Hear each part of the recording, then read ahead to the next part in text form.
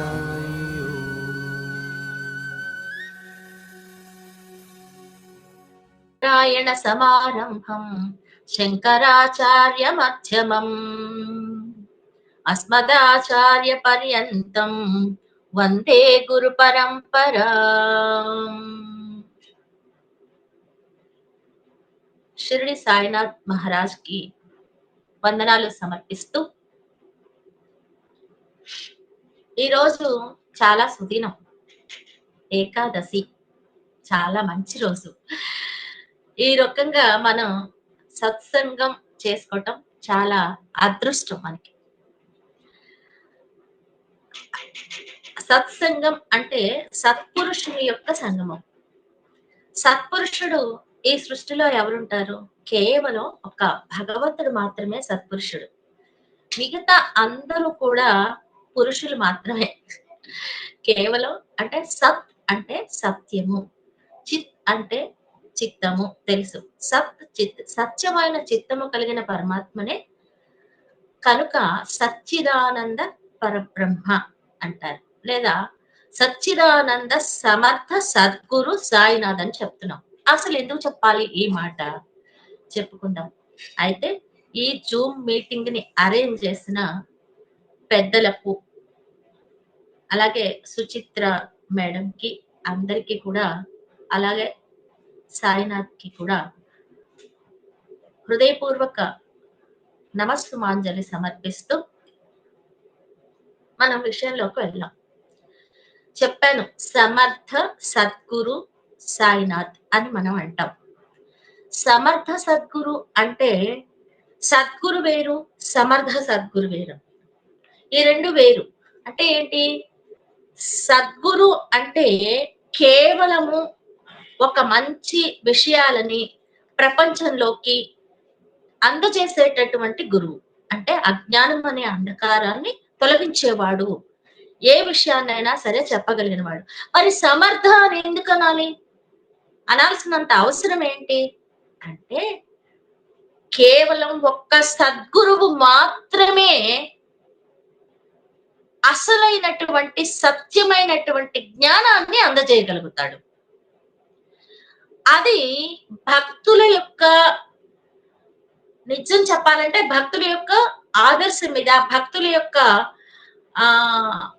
పుణ్యఫలం మీద ఆధారపడి ఉంటుంది. ఒక సద్గురు యొక్క అది లభించటం అనేది, సాన్నిధ్యం లభించటం అనేది, సద్గురు యొక్క సాన్నిధ్యం లభించటం అనేది ఆ శిష్యుల యొక్క లేదా ఆ భక్తుల యొక్క పుణ్యఫలం మీద ఆధారపడి ఉంటుంది. పూర్వజన్మ సుకృతంగానే ఒక సద్గురు సాన్నిధ్యం అనేది మనకి దొరుకుతుంది. అయితే ఈ రోజు సచ్చరిత్ర పారాయణం చేసుకోవడం, సద్గురు యొక్క సచ్చరిత్రను చేసుకోవడం, సమర్థ సద్గురు యొక్క సచ్చరిత్రను మనం చెప్పుకోవడం అనేది చాలా విశేషం. ఇది వరకు మనం సాయి లీలామృతం ఇవన్నీ గ్రంథాలు చదువుకున్నాం. అయితే నిన్న సుచిత్ర మేడం నన్ను అడిగినప్పుడు మొన్న, మీరే చెప్పండి అమ్మా అన్నారు. మీరు చెప్పినా పర్వాలేదు, నేను చెప్పినా పర్వాలేదు అంటే మీరే చెప్పండి అమ్మా అన్నారు. నాకు కొంచెం అర్థం కాలేదు ఏం చెప్పాలా అని. అలా కళ్ళు మూసుకుని కూర్చుంటే ప్రతి నారాయణరావు గారు రచించిన 21వ ఆ గ్రంథంలో 21వ అధ్యాయాన్ని బేస్ చేసుకుని చెప్తుంది.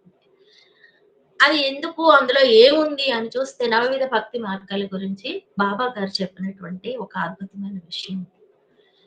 ఇది ఆ సద్గురు యొక్క మాటలకి అంతరార్థాలు చాలా ఉంటాయి. అంటే ప్రతి మాటకి అంతరార్థం ఉంటుంది. వాళ్ళ యొక్క మాటల్ని మనం అర్థం చేసుకోవటం అనే ఒక జ్ఞానాన్ని ముందు మనకు ప్రసాదిస్తారు వాళ్ళు. ఎలాగంటే శ్రీకృష్ణ పరమాత్మ కనుక ఆ యుద్ధ సమయంలో కురుక్షేత్రం జరిగేటప్పుడు ఎంత చెప్పినా ఆ విచారం నుంచి, విషాదం నుంచి బయటికి రానటువంటి అర్జునుడికి ఒక దివ్య చక్షువుని ప్రసాదిస్తాడు. ముందు దివ్య చక్షువునిచ్చి అప్పుడు తన యొక్క విశ్వరూపాన్ని చూపిస్తాడు. అంటే ఏంటి? ఇచ్చేవాడు ఆయనే, మెచ్చేవాడు ఆయనే. అలాంటి జగద్గురు, సద్గురువు, అటువంటి గురువుకి శిష్యులు కావడం అనేది నిజంగా మన అదృష్టం. అయితే ఈ 21వ అధ్యాయంలో బాబా గారు ఏం మాట్లాడారు? ఆ మాటల యొక్క అంతరార్థం ఏంటి? అని చూద్దాం ఫస్ట్. ఏంటంటే బాబా గారు మన అందరికీ కూడా తెలిసిన విషయమే. చాలా మంది భక్తులకి చాలా అనుభవాలు ఉన్నాయి. అయితే ఇందులో ముఖ్యంగా చెప్పినటువంటి ఒక విషయాన్ని చెప్తాను. ఈయన ఇక్కడ బాబా అంటున్నారు, మనకి తెలుసు యోగుల వ్యవస్థ గురించి ఎలా ఉంటుంది, యోగేశ్వరుల వ్యవస్థ గురించి ఎలా ఉంటుంది అనే దాని గురించి అంతరార్థాలతో కూడిన ఒక విశేషాలని ఈ 21వ అధ్యాయంలో పొందుపరిచారు గ్రంథకర్త. ఎలాగా అంటే యోగేశ్వరులు ఎలా ఉంటారు అనే విషయం చెప్తూ ఆయన అంటారు, అందరూ ఒక సమాజం లాగానే ఉంటారు. అంటే అందరూ ఒక సమూహం లాగానే ఉంటారు. ఒకళ్ళతో ఒకళ్ళకి చక్కటి అనుబంధం ఉంటుంది. వాళ్ళు లివింగ్ ఆర్ నాన్ లివింగ్, వాళ్ళు ఉన్న వాళ్ళైనా లేని వాళ్ళైనా, అంటే ఇప్పటి కాలంలో లేని వాళ్ళు, అప్పటి కాలంలో లేని వాళ్ళు, ఒక గురువు గాని ఒక యోగి గాని అప్పుడు లేరు, అంతకు ముందు ఆ అనుభవం జరిగింది. కానీ ఆ శిష్యుడికి ఆ విచారాన్ని, అంటే ఆ యొక్క బాధని తీర్చగలుగుతూ ఆ సందేహాన్ని నివృత్తి చేస్తూ మరొక యోగి ఉంటాడు. అంటే ఆ యోగి యొక్క ఆంతర్యము, ఆ మాటల యొక్క భావము వీళ్ళకి తెలుస్తాయి. అప్పుడే ఆయన సద్గురువు అవుతారు. అంతే కదా. గతంలో జరిగినటువంటి విషయాలు ఒక భక్తుడి యొక్క అనుభవానికి సంబంధించింది మొత్తం అంతా ఈయనకి తెలిసింది అంటే అది జ్ఞాననేత్రం ఉంటేనే తెలుస్తుంది, జ్ఞాని అయితేనే తెలుస్తుంది, యోగి అయితేనే తెలుస్తుంది, లేకపోతే తెలియదు. అలాగే ఈయనకి మనకి తెలుసు ఏంటి అనంటే, అందరము మనం చదువుతూనే ఉంటాం. ఠాకూర్ గారు ఈయన రెవెన్యూలో పనిచేస్తారు. ఆయన ఒక గురువు దగ్గరికి వెళ్తారు ఒకసారి. అక్కడే దగ్గర ఉన్నటువంటి గురువు మనకి తెలుసు, అప్ప అనే కన్నడ యోగి దగ్గరికి వెళ్తారు. ఆయన అప్పుడు ఆ సమయంలో విచార సాగరం అనేటటువంటి గ్రంథాన్ని శిష్యులకు చెప్తూ ఉంటారు. చెప్తూ ఉంటే ఈయన ఆ విషయాన్ని కాస్త వింటారు. ఆయన తనతో మాట్లాడితే బాగుండు అనుకుంటారు. దగ్గరికి పిలిచి ఠాకూర్తో అంటారు, ఈ విచార సాగరం అనే పుస్తకాన్ని నువ్వు తప్పకుండా చదవాలి అని చెప్తూ, రాబోయే కాలంలో నీకు ఒక గొప్ప మహనీయుడు ఎదురవుతాడు, నీ లోపల ఉన్న సందేహాలన్నీ తీరిపోతాయి, నీకు అతను గురువు కాగలడు అని చెప్తారు. అంతరార్థం ఏంటంటే, గురువు అన్ని సందేహాలు తీర్చేవాడు అదే కదా. మనం అష్టోత్తరంలో చెప్తాం కదా, ఓం శ్రీ సాయి సంశయ వినాశనాయ నమః, అంటే సంశయాలన్నీ కూడా తీర్చేసేవాడు నువ్వే అని మనం చెప్తూ ఉంటాం. అలాగా ప్రతి సంశయాన్ని తీర్చగలిగినటువంటి ఒక గురువు ఈయన తీర్చొచ్చు. కానీ ఏంటి, ఒక క్లిష్టమైనటువంటి, అంటే సందేహం అనేటటువంటిది బాగా బలంగా ఉన్నప్పుడు ఈయనకి అరటి పండు ఒలిచి చేతిలో పెడితే పడేసుకుంటాడేమో బిడ్డ అని నోట్లో పెట్టే లాంటి గురువు అనమాట సాయి. అందుకని ఈయనకి సాయిని సూచిస్తారు. ఈయన అప్పయోగి గారు సాయిని అందుకు సూచించారు. ఈయనకేంటి విచార సాగరాన్ని చెప్తూ ఉంటే అది ఎంతమందికి అర్థం అవుతుందో కాదో, అర్థం చేసుకునే వాళ్ళు ఏంటో, ఆ పరిస్థితులు ఏంటో అవన్నీ కూడా ఆయనకి తెలుసు. కానీ ఈ విచార సాగరాన్ని ఈయన వినలేదు, వినే సమయం లేదు. పైగా ఆయన ట్రాన్స్ఫర్ మీద వేరే చోటికి వెళ్తూ ఉన్నారు. అక్కడి నుంచి వెళ్తూ ఉంటే అక్కడ నానేఘాట్ దాటవలసి వచ్చింది. ఆయన ఉద్యోగం చేసేటటువంటి ప్లేస్ నుంచి నానేఘాట్ వెళ్ళాలి ఈయన. ఆ నానేఘాట్ దాటటము అనంటే అది ఒక పెద్ద లోయ అనమాట. ఆ లోయ అది దాటడానికి ఎనుబోతుల మీద మాత్రమే దాటాలి. అది చాలా భయంకరమైనటువంటి లోయ అనమాట. ఈ విచార సాగరాన్ని ఈయన గ్రంథం చేయమనడము, గ్రంథ పఠనం చేయమనడము, ఆ నానేఘాట్ కి ఏంటి సంబంధం అనేది కూడా ఒకసారి విచార సాగరం అంటే దుఃఖంతో కూడుకున్నది, బాధతో కూడుకున్నది, ఏడ్చేది సాగరం, సముద్రం, విచారం సముద్రం అని కాదు. ఒక్కొక్క పదానికి ఎన్ని అర్థాలు ఉంటాయి అనేది ఒక్క మాటలోనే మనం తెలుసుకోవాలి. అందుకని విచారణ చేయటము అంటే ఏంటి అని అంటే, అడిగి తెలుసుకోవడము లేదా ఆ విషయం గురించి కూలంకషంగా పరిశీలించటము, విచారించటము. విచారించటం అంటే చింతించటం అని కాదు, బాధపడటం అని కాదు, ఆలోచించటం అని అర్థం. అది ఒక ఆలోచన అనేది ఒక సాగరం లాంటిది. ఆలోచనలు అనేటటువంటి కవ్వంతో మనసనే పాలకడలిని మధిస్తే అమృతం అనేటటువంటి ఓ గొప్ప జ్ఞానం దొరుకుతుంది. అటువంటి ఆ గొప్ప జ్ఞానం దొరికేటటువంటి సాగరం ఏదైతే ఉందో దాన్ని విచార సాగరం అన్నారు. అంతేకాని ఆ బాధ, దుఃఖం, ఏడుపు అని కాదు. అందుకని అప్పయోగి ఈ విషయాన్ని చెప్పారు ఈయన గారికి, ఠాగూర్ గారికి. కొన్ని రోజులకి సరే అక్కడి నుంచి కళ్యాణ్‌కి ట్రాన్స్‌ఫర్ అయింది. ఈయన అక్కడి నుంచి దాటారు. నాన్నగారు దాటేసి ఇవతలకి వచ్చారు. మళ్ళీ కళ్యాణ్‌కి ట్రాన్స్‌ఫర్ అయింది. ట్రాన్స్‌ఫర్ అయిన తర్వాత ఈయనకి ఒక వ్యక్తి ద్వారా బాబా గారి గురించి తెలిసింది. ఆ వ్యక్తి ఎవరు అనేది మనకు తెలుసు. నానా సాహెబ్ గారు. నానా సాహెబ్ చందోర్ గారు పరిచయం అయ్యి, నేను ఇలా షిరిడీలో ఒక మహానుభావులు ఉన్నారు, ఆయనని నేను కలవడానికి వెళ్తున్నాను, నువ్వు రా. లేదు లేదు, నాకు ఒక కేసు వాయిదా ఉంది, అక్కడికి కంపల్సరీ వెళ్ళాలి అన్నారు. సరే అన్న తర్వాత ఆయన మహానుభావుల యొక్క, మహాత్ముల యొక్క లీలా విశేషాలు ఎలా ఉంటాయి అనేది చూడండి. ఆయన వెళ్ళిన తర్వాత అక్కడికి ఆ కేసు మళ్ళీ వాయిదా పడింది. ఆ రోజు జరగలేదు. ఎంత అద్భుతం చూడండి. అక్కడి నుంచి ఆయన ఒక అనుభవాన్ని తీసుకుని అక్కడికి, అమ్మయ్య నాకు మహాత్ముల్ని అది ఎవరి వల్ల జరుగుతుంది? మనం సంకల్పించుకుంటే జరగదు. సద్గురువులు సంకల్పించుకుంటేనే జరుగుతుంది అది. సద్గురువులు వాళ్ళు సంకల్పం వల్లనే మనం వెళ్ళగలుగుతాం. అంటారు కదా, బాబా అంటారు కదా, నా ఆజ్ఞ లేకుండా నీవు షిరిడిలోకి అడుగు పెట్టలేవు అంటారు. అంటే ఏంటి?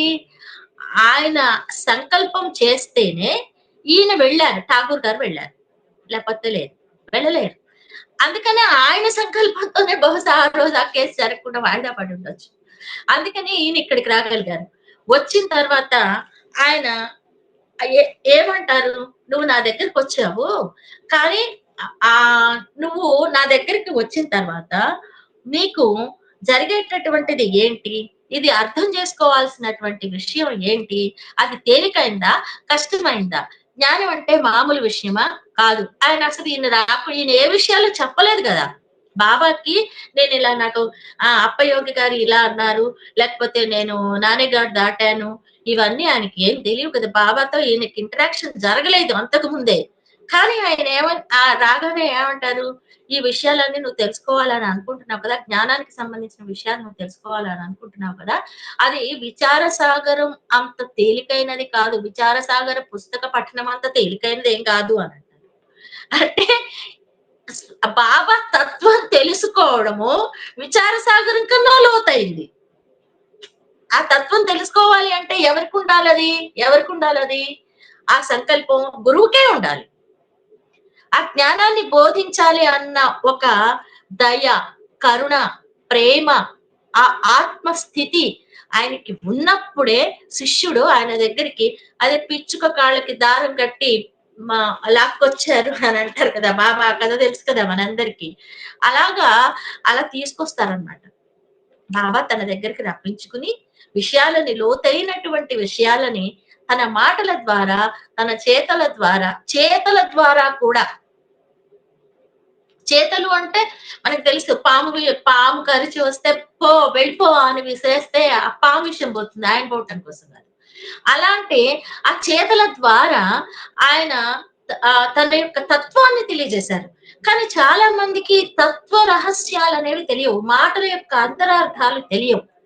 కాబట్టి పైగా అంటారు, నువ్వు నానేఘాట్ దాటడం లాంటిది కాదు ఇది, అక్కడ ఎనుబోతు నీకు సాయం చేసింది, ఎనుబోతు వల్ల నువ్వు దాటావు, నానేఘాట్ దాటావు. కానీ ఇక్కడ విచార సాగరం లాంటిది కూడా కాదు, ఇంకా కఠినమైనది, ఇంకా లోతైనది. అంటే సద్గురు యొక్క సాంగత్యము వల్ల మాత్రమే ఆ యొక్క జ్ఞాన నిధి నీకు దొరుకుతుంది. ఆ జ్ఞానం యొక్క ఆనందాన్ని నువ్వు అనుభవించగలుగుతావు అని బాబా చెప్తారు. అది కూడా ఆయన మాటల్లోనే, గురు అనుగ్రహము లేకుండా నీవు ఏది సాధించలేవు. ఎంత బాగా చెప్తారు, గురు అనుగ్రహము లేకుండా. గురు అనుగ్రహము ఉంటే అతను ఈ విచార సాగరం అంటే మన భౌతిక ప్రపంచంలో విచార సాగరంని ఎలా దాటగలము అనే దానికి ఒక కథ ఉందన్నమాట. అది ఏంటి అనంటే ఆ బాబా ఆ చెప్పిందే ఇది. బాబా చెప్పిందే భక్తులకి చెప్తూ ఈ మాట చెప్పారు. ఏదో ఒక వేరే గ్రంథంలో చదివాను నేను. ఆ ఒక జాలరివాడు సముద్రంలో పట్టడానికి వెళ్తాడు. చేపలు పట్టడానికి వెళ్తాడు. చేపలు పట్టడానికి వెళ్తే ఈ జాలరివాడు విసిరేస్తాడు. వలని విసిరేస్తాడు. వలని విసిరేస్తే ఆ వల మొత్తం కూడా ఆ చేపలన్నీ నిండిపోతాయి. వలలో పడిపోతాయి. వలలో పడిపోతాయి. కానీ పాదాల దగ్గర ఉన్నవి మాత్రం పడవు. పాదాల చుట్టూ ఉన్నవి పడవన్నమాట. ఆ వలలో పడవు. ఆ పాదాలని అంటిపెట్టుకొని పాదాల చుట్టూ తిరుగుతూ స్వేచ్ఛగా ఉంటాయి. ఆ జాలరి పైకి లేపగానే అవన్నీ కూడా వెళ్ళిపోతాయి. అక్కడి నుంచి వెళ్ళిపోతాయి అవన్నీ. ఆ చేపలన్నీ ఒడ్డు మీదకెళ్తాయి. ఊపిరాడక చనిపోతాయి. ఓకే. అయిపోతాయి.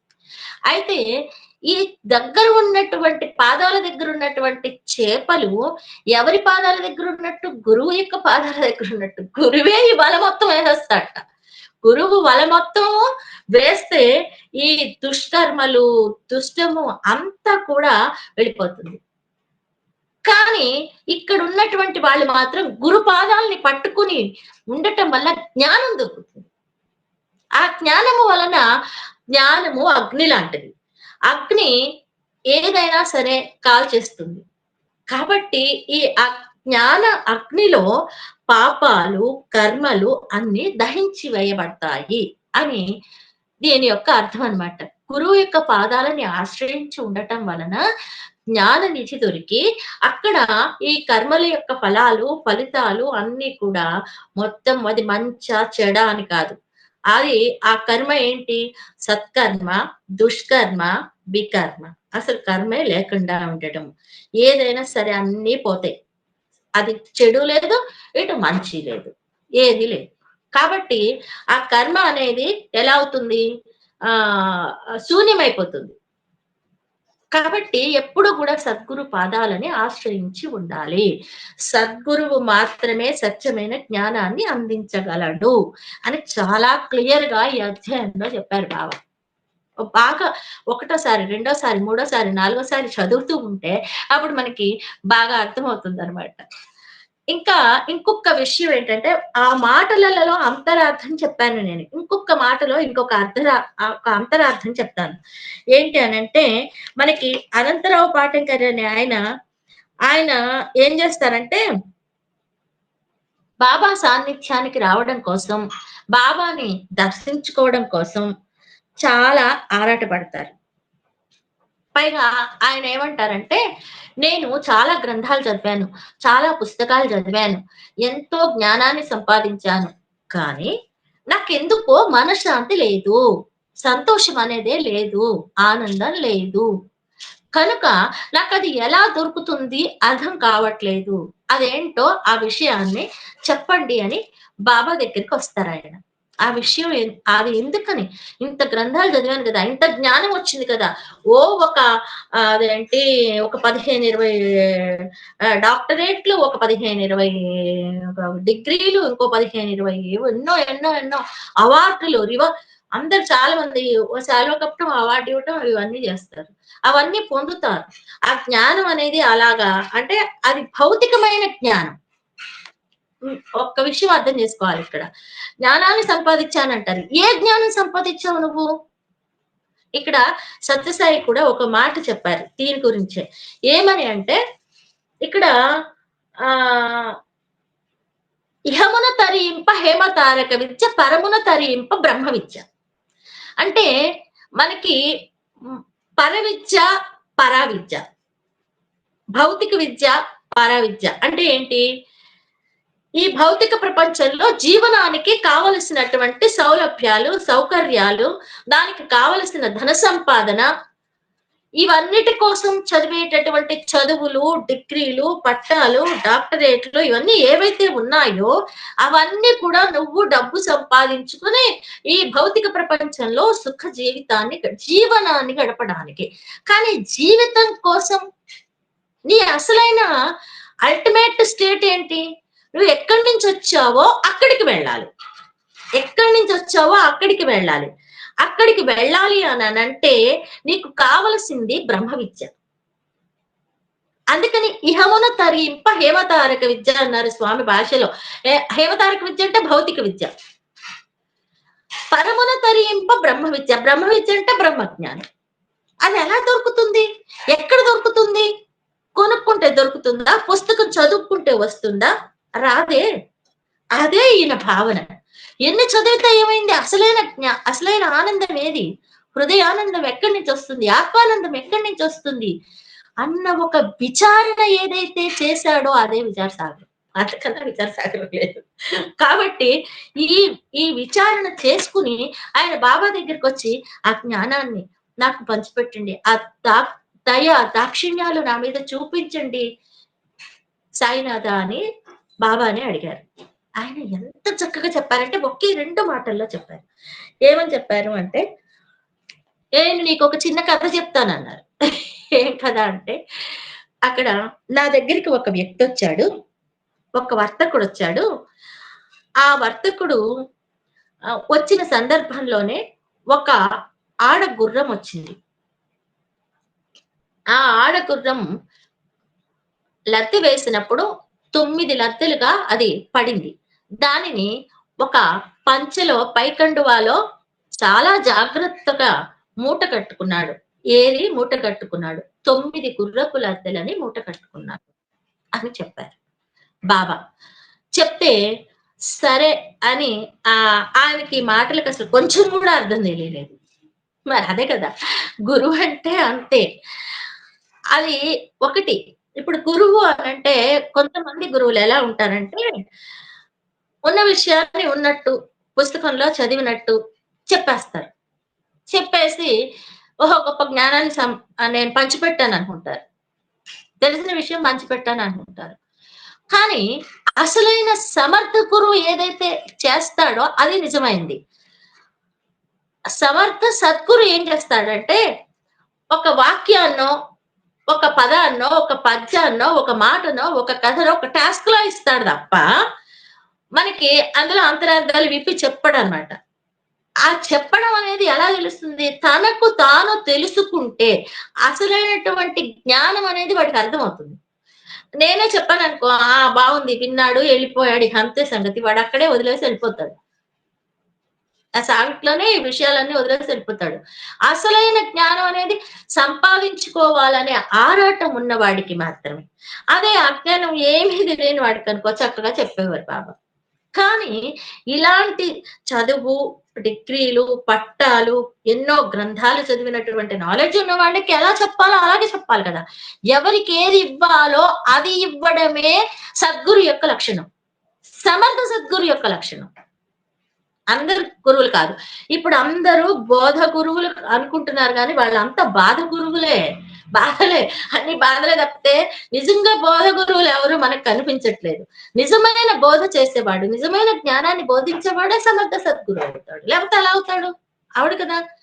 ఇన్ని కోటాను కోట్ల మంది హృదయాలని రంజింప చేయగలిగిన భావాలని భాషని అందించగలిగిన వాడే సమర్థ సద్గురు అవుతారు. ఇన్ని వేల మంది, కోట్ల మంది దేశ విదేశాల్లో ఎలా ఉంటారమ్మా భక్తులు? ఒక మాట కదా.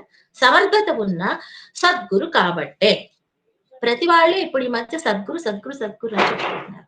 ఏది సద్గురు? ఏంటి చెప్పేది? ఒక్కసారి విచారణ చేయాలి మనం. కాబట్టి అలాంటి సమర్థత ఉన్న సద్గురువు యొక్క లక్షణాలు ఇలా ఉంటాయి. కాబట్టి ఈయనేమన్నారు, ఆ గుర్రపు లద్దెలను తీసుకొని వెళ్ళిపోయాడంటే పాపం ఇంకేం అర్థం కాల. ఇదేంటి, నేనేదో అడిగితే ఈయనేదో చెప్పారు, ఇదేంటి అనుకున్నారు. అక్కడికి వెళ్ళిపోయి అడిగారు. ఆయన అడిగితే ఎవరిని అడిగారు? తెలిసిన ఒక వ్యక్తిని అడిగారు.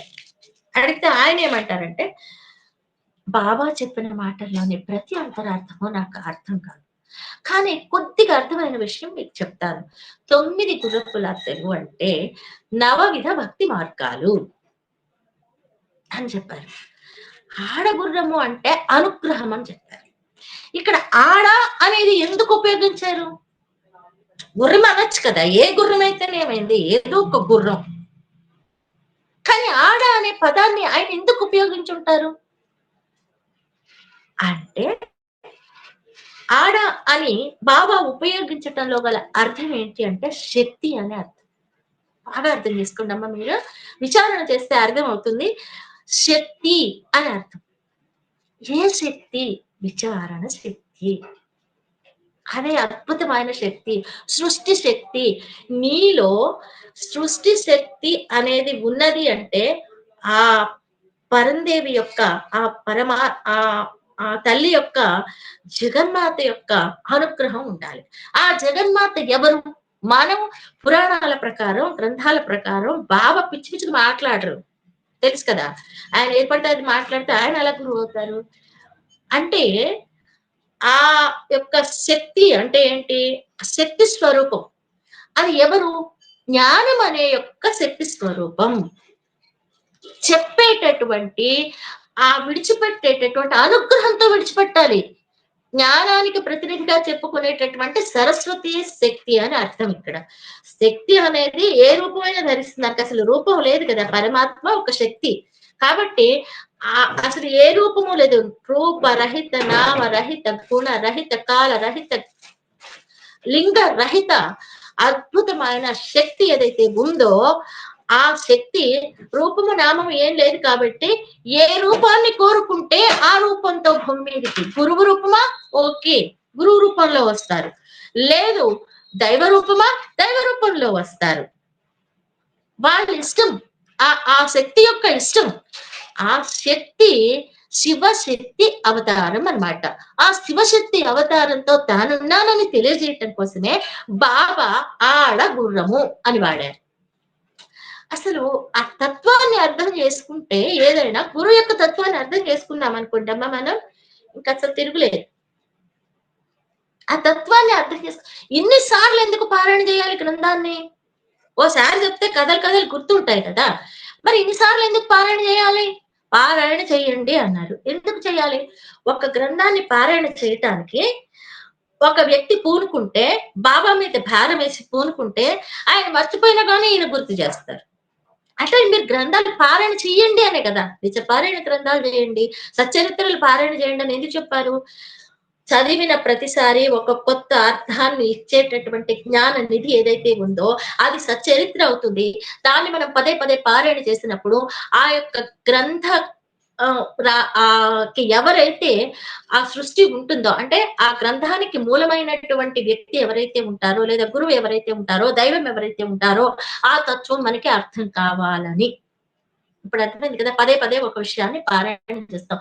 మీరు చరిత్ర పారాయణ చేస్తారు, ఇంకొకళ్ళు మీరు షిరిడి సాయి చరిత్ర పారాయణ, ఇంకొకరు సత్యసాయి చరిత్ర పారాయణ చేస్తారు, ఇంకొకరు దేవి భాగవతం పారాయణ చేస్తారు. వాట్ ఎవర్ ఇట్ ఈస్, ఏ గ్రంథమైనా కానివ్వండి, అది పారాయణ చేస్తున్నారు అంటే దాని యొక్క అర్థం ఏంటి అంటే దాని యొక్క తత్వాన్ని అర్థం చేసుకోవాలి. రాముడిని పూజిస్తే రాముడి యొక్క తత్వం అర్థం కావాలి, కృష్ణుని పూజిస్తే కృష్ణుని యొక్క తత్వం అర్థం కావాలి, సాయిని పూజిస్తే సాయి యొక్క తత్వం అర్థం కావాలి, ఆ జగన్మాతని పూజిస్తే జగన్మాత యొక్క తత్వాన్ని అర్థం చేసుకుని లోపల విలీనం చేసుకుని ఆచరించాలి. ఆచరిస్తేనే అసలైన జ్ఞానము. 4 మాటలు చెప్తే కాదు, ప్రదర్శించబడేది, ప్రకటించబడేది, ప్రవచించబడేది కూడా జ్ఞానం కాదు, ఆచరించబడేది. అందుకనే పూర్వకాలంలో గురువులని, పూర్వాశ్రమంలో గురువులని ఆచార్య అని సంబోధించేవారు. ఆచార్య అంటే ఆచరించి చెప్పేవాడు అని అర్థం. కానీ ఈ రోజుల్లో ఆఖరికప్పుడు బడిలో పాఠం చెప్పేటటువంటి ఉపాధ్యాయులను కూడా ఆ ఆశ్రమ విద్య తర్వాత మార్పు చెందిన తర్వాత కూడా స్కూళ్లలో కాలేజీలలో ఉపాధ్యాయులని అధ్యాపకుల్ని ఆచార్యాన్ని బోధించేవాళ్ళు, ఎందుకంటే వాళ్ళు ఆచరించి చెప్పేవాళ్ళు. కానీ ఈ రోజు బయటికి వెళ్ళి సిగరెట్ తాగొచ్చి మీరు సిగరెట్ తాకండి, వీడు 10 సార్లు టీ తాగి నువ్వు టీ తాక అని చెప్తే ఎవడాచరిస్తాడు? వారు ఆచరించరు. అందుకే బాబా ఏంటి ఆచరించే చెప్పారు. నిరాకార నిర్గుణ పరబ్రహ్మ తత్వం అయినటువంటి పరమాత్మ యొక్క, ఇప్పుడు మనం చూడండి ఒకే ఒక్క మాట చెప్తాను బాబా గురించి, తర్వాత నవవిధ భక్తి మార్గాల గురించి చాలా తేలిక చెప్పుకోవచ్చు. ఇప్పుడు మనం గురువుని తలుచుకోవాలంటే గురు బ్రహ్మ, గురు విష్ణు, గురు దేవో మహేశ్వర, గురు సాక్షాత్ పరం బ్రహ్మ తస్మై శ్రీ గురవే నమః అని చెప్తారు కదా. అంటే శ్రీకృష్ణ అంటే ఏంటి, మనము గురువు బ్రహ్మ, గురువు విష్ణువు, గురువు మహేశ్వరుడు అని చెప్పేశాం కదా. గురు గురు గురు బ్రహ్మ, గురువే బ్రహ్మ, గురు విష్ణు, గురువే విష్ణువు, గురు పరమేశ్వరుడు అని చెప్తున్నాం. మరి ఈ మూడు చెప్పిన తర్వాత ఇంకో పరబ్రహ్మ, గురువే సాక్షాత్ పరబ్రహ్మ అని ఎందుకు చెప్పాలి? గురువే సాక్షాత్ పరబ్రహ్మ అని ఎందుకు చెప్పాలి అంటే, పరం యొక్క బ్రహ్మ ఇంకొకటి ఉంది, ఈ ముగ్గురు కాకుండా మరొకటి ఉంది అని అర్థం. ఈ ముగ్గురిని సృష్టి స్థితి లయకారులుగా నిర్ణయించి భూమి మీదికి పంపించినటువంటి అత్యద్భుతమైన పరమాత్మ శక్తి ఇంకొకటి ఉంది.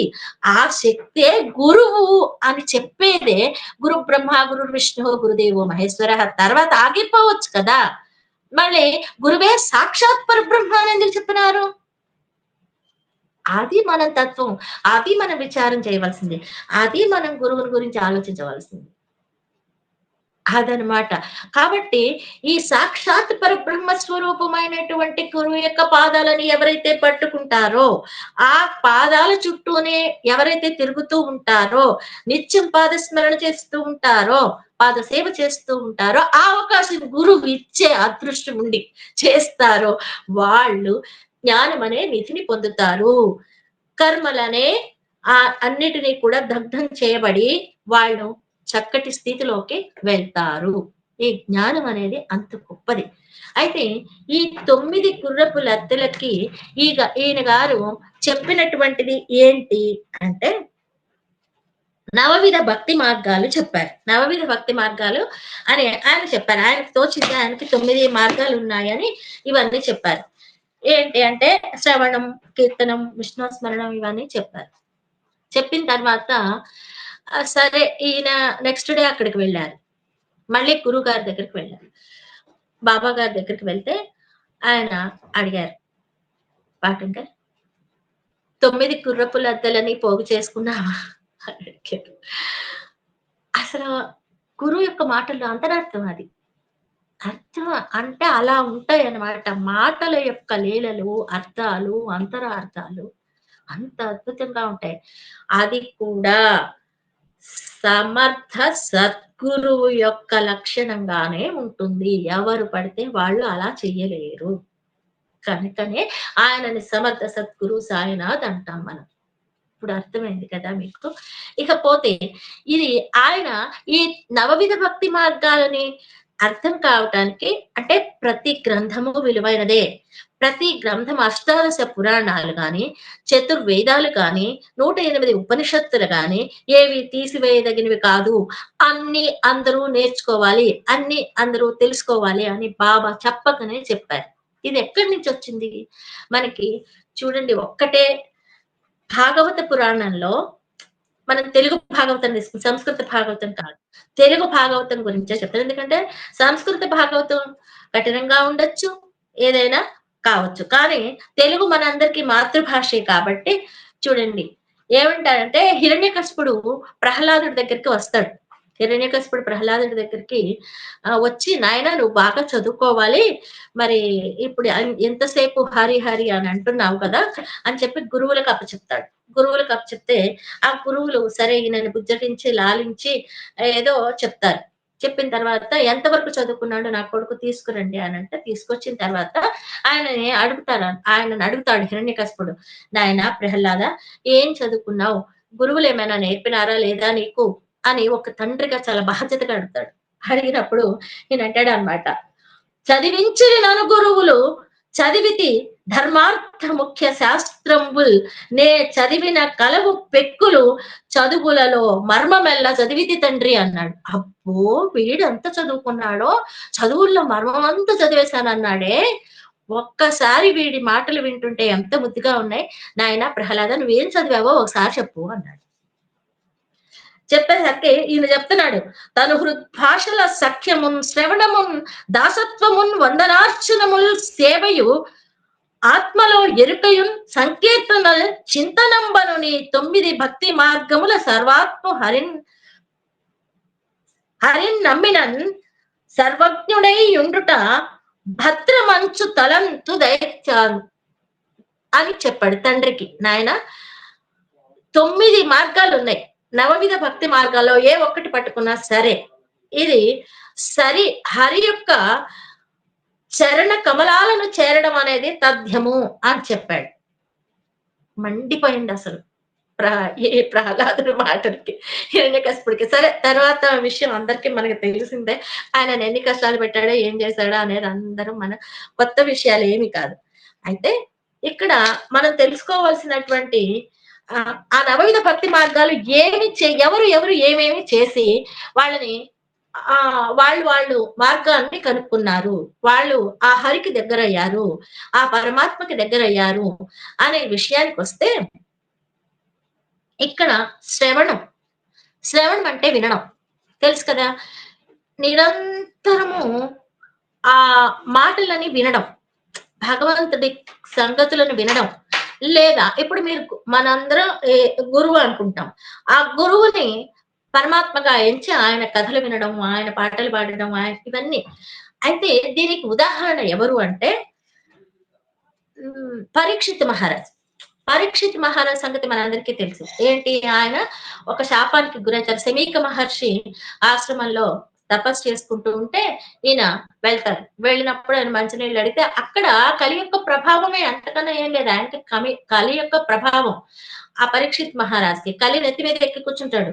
ఆ ప్రభావానికి వెళ్ళి ఈయన మంచినీళ్ళు అడిగితే మాట్లాడట్లేదని కోపం వచ్చేసి ఒక చనిపోయిన పామును వేస్తే అది కొడుకు చూసి, ఆయన శుకుడు చూసి కోపం వచ్చి శపిస్తాడు.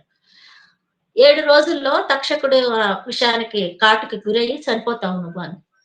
మార్గాంతరం తోచదు. పాపం ఆ శమీక మహర్షే మళ్ళీ వచ్చి చెప్తాడు, నాయన ఇలాగ జరిగింది, నీకు ఇట్లా శాపం ఉంది అని. అంటే అప్పుడు నారదుడు నడమంటే నారదుడు చెప్తాడు అనమాట, శుకయోగి వలన నువ్వు భాగవత పురాణాన్ని విను 7 రోజులు అని చెప్తాడు. పారాయణం 7 రోజులు ఎందుకు?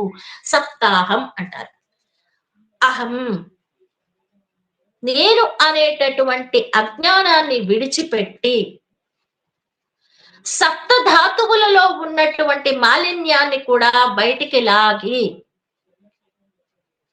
షట్చక్రాలను కూడా ఉద్దీపన చేసి 7వ చక్రమైనటువంటి సహస్రారానికి పైన ఉన్న జ్ఞానాన్ని, ఆ పరమాత్మ యొక్క సంయోగాన్ని చెందడం ఈ 7 రోజుల యొక్క క్రియ. అంత దీక్షగా చదివితేనే, ఎలా పడితే అలా చదివితే కాదు, అంత దీక్షగా వినడం, అంత దీక్షగా చదవడం. కాబట్టి ఈ సప్తాహం అనే దాంట్లో చాలా విశేషం ఉందన్నమాట. 7 రోజుల్లో భగవత్ పురాణం వింటే నీవు మరణానికి దూరం అవుతావని చెప్పాడు. కానీ విన్నాడు ఈయన. 7 రోజులు విన్నా కానీ ఆయన చనిపోకుండా ఉన్నాడా? మరణం లేకుండా ఏమన్నా అయిపోయిందా అంటే కాదు. మరణించింది ఏంటి అంటే ఆయనలోని అజ్ఞానము మరణించింది. అజ్ఞానంతో అలాగే చనిపోయాడు అనుకోండి, నెక్స్ట్ ఎలా ఉంటుందో తెలియదు. కానీ జ్ఞానాన్ని పొంది ఆయన చనిపోతే, మరణిస్తే, ఆ మరణం ఎక్కడికి వెళ్తుంది? ఉన్నత లోకాలకు తీసుకుని వెళ్తుంది. అక్కడ జరిగింది అది. ఇక పోతే రెండవది కీర్తనం. కీర్తనం అంటే కీర్తించడం, పాడడం, లేదా భగవంతుడి యొక్క కథలను కీర్తిస్తూ చెప్పడం. ఇప్పుడు మనం చేస్తున్నది అదే, కీర్తనం చేస్తున్నాం. సద్గురు యొక్క లక్షణాలను కీర్తించుకుంటున్నాం, హరి యొక్క నామాన్ని కీర్తించుకుంటున్నాం, స్మరించుకుంటున్నాం. కాబట్టి ఇక్కడ కీర్తనం అంటే ఈయన శుకయోగి భాగవత పురాణాన్ని చెప్తూ హరి యొక్క మహిమల్ని కీర్తిస్తూ చెప్పారు. ఆయన కూడా ఆ కీర్తన అనే దానిలో ఆయన ఇంతే కాకుండా మనకి తెలుసు అన్నమయ్య, క్షేత్రయ్య, పురంధరదాసు, వీళ్ళంతా కూడా ఎలాంటి వాళ్ళు? నిరంతరం భగవంతుడి యొక్క ఆ కీర్తిని కీర్తిస్తూనే ఉంటారు. భగవంతుడి యొక్క లక్షణాలను, భగవంతుడి యొక్క రూపురేఖలను, భగవంతుడి యొక్క మహిమలను వాళ్ళు కీర్తిస్తూనే ఉన్నారు. కనుకనే సాక్షాత్కరించారు వాళ్ళు. అన్నమయ్య పల్లకిని వెంకటేశ్వర స్వామి మోసాడంటే కీర్తన యొక్క ఫలితం కాదా?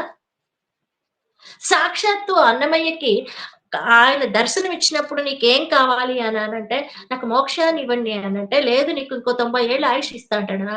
నాకు వద్దు, అయిపోయింది, నాకు ఇంకా చాలు, నీ దర్శనమే నాకు మోక్షం అనుకుంటాను నేను, ఇంకా నాకు మళ్ళీ జీవితం మీద ఆశ లేదు అంటాడు. అంటే ఇలాగా ఇంత అద్భుతం, కీర్తన వల్ల ఇంత అద్భుతం జరిగింది. ఇక విష్ణు స్మరణం, నిరంతరము స్మరించటం. మనం ఎవరైతే విష్ణువుని తలుస్తామో వాళ్ళు. అటువంటి వాళ్ళని నిరంతరం కూడా మనం తలుస్తూ ఉండడం. ఆ హరినామ స్మరణ కృష్ణుడైతే కృష్ణుడు, రాముడైతే రాముడు, అల్లా అయితే అల్లా ఎవరికి వాళ్ళు ఎవరిని వాళ్ళు స్మరించుకుంటూ ఉంటారు. నిరంతర నామస్మరణ వలన జరిగేది ఏంటి అంటే, ప్రహ్లాదుడికి ఏదైతే జరిగిందో, నిరంతర నామస్మరణ వల్ల ప్రహ్లాదుడికి ఏదైతే జరిగిందో, ప్రహ్లాదుడికి ఏం జరిగింది? ఏనుగులతో తొక్కించినా తెలియలేదు. చితిలో పేర్చి కాల్చినా ఆయనకేమీ కాలేదు. సముద్రంలో పారేసినా ఆయనకేమీ కాలేదు. విషసర్పాల చేత కల్పించినా ఆయనకేమీ కాలేదు. అట్లాంటి ఒక అద్భుతమైనటువంటి ఆ స్థితి అంటే భగవన్నామం అనేది ఒక చక్రం లాగా రక్షిస్తూ ఉంటుంది. అలాంటి అద్భుతమైనటువంటి విష్ణు స్మరణం అంటే నామస్మరణ చేయాలి. నాకు కొంతమంది లిఖిత జపం చేస్తారు. లిఖిత నామం చేస్తారు. అంటే సాయి కోటి రాస్తారు కదా! సాయి కోటి రాస్తూ ఉంటారు. లేదా కొంతమంది ప్రతి దానికి సాయిరాం అనుకుంటారు. హరే కృష్ణ అంటారు.